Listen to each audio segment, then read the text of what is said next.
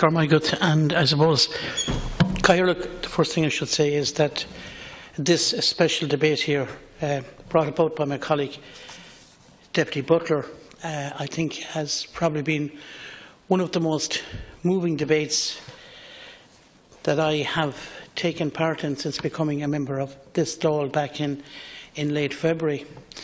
I want to first of all compliment Deputy Butler on the way she made her case earlier, supported by our health spokesperson Billy Kelleher, but also Minister McEntee, and I'm sure Minister Corkin Kennedy and Mr O'Donnell are the same. We all are touched by this in some way or another, and indeed I think Deputy O'Quailon, I suppose, I was so glad that he mentioned the Alzheimer's Association, because right throughout the country they do extraordinary work and have been wonderful supporters and advocates of families of people suffering from dementia and Alzheimer's. I mean, this issue, it impacts on so many lives, not just the lives of people living with dementia or Alzheimer's, but also the lives of their loved ones who care for them on a daily basis. And people who care for people with Alzheimer's, when you speak to them, they're often so broken-hearted because of the condition the family member is suffering from. A 2012 survey showed that local health office areas in the HSE West have the highest prevalence rates, with each of the 9 areas estimated to have at least 1% of the population living with dementia.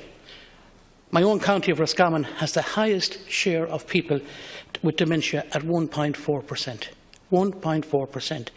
Just for the record, West Dublin has the lowest rate of dementia in the country.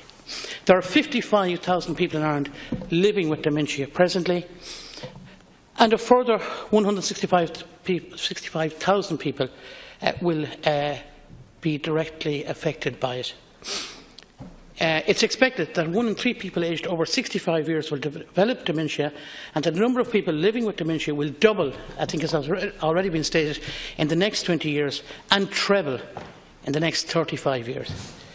Now, Fianna Fáil wants to see progressive increases in investment towards home care supports for people with dementia over the years ahead, so as to meet the needs of people currently living with dementia in the community. What we need are flexible, individual needs-led health and social care services. The majority, 63% of people with dementia, live at home, and most people living with dementia and their families want to have their care at home. And I want to conclude, because I'm sharing time with Deputy O'Keefe.